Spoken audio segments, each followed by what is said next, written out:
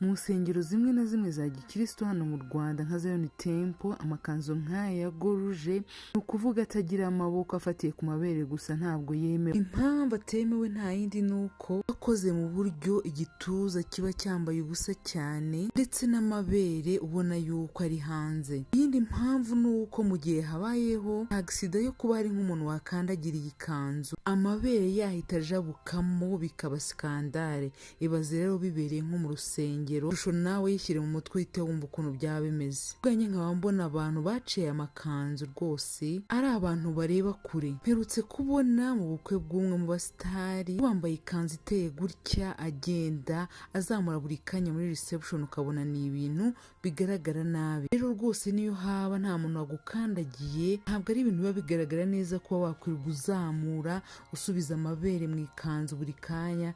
Rwose ni ibintu bitari bisirimu.